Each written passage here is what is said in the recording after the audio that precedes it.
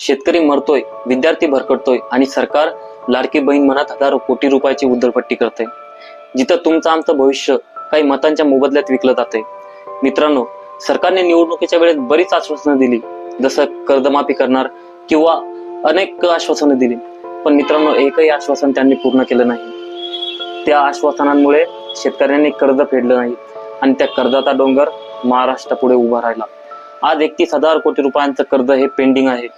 शेतकरी हे फेडायला तयार नाही, कारण शेतकऱ्यांनी मुख्यमंत्र्यांवर विश्वास ठेवला की मुख्यमंत्री हे कर्ज माफ करणारच।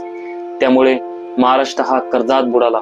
सरकार म्हणता आम्ही महिला सक्षमीकरणासाठी लाडकी बहीण योजना आणली, परंतु मित्रांनो ही योजना सर्वात भ्रष्ट योजना ठरली।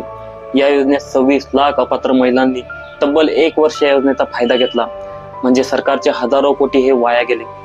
मित्रांनो, खेदाची गोष्ट ही आहे की 15,000 पुरुषांनी महिला बनून, लाडकी बहीण बनून पुरुषांनी या योजनेचा फायदा घेतला।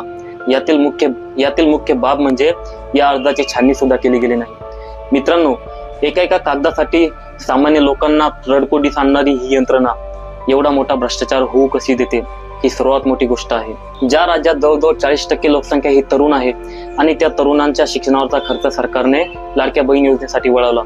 शिक्षणावर फक्त 7,000 कोटी रुपये सरकार खर्च करतं। मित्रांनो, खेदाची गोष्ट ही आहे की लाडक्या बहीण योजनेसाठी सरकार 46,000 कोटीचं बजेट अप्रूव्ह करतं आणि इकडे शिक्षणासाठी 7,000 कोटीचं बजेट अप्रूव्ह करतं।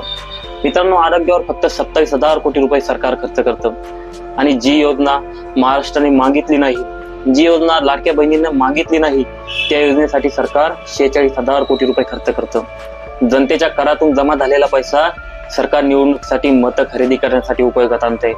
मित्रांनो, या पैशातून राजकारण्यांच्या खुर्च्या सुरक्षित केल्या जात आहेत। यावर आपल्याला विचार करावाच लागेल। मित्रांनो, मी या योजनेला लाडकी बहीण योजना म्हणणारच नाही, मी या योजनेला राजकारण्यांच्या खुर्ची सुरक्षित करण्याची योजना म्हणेल।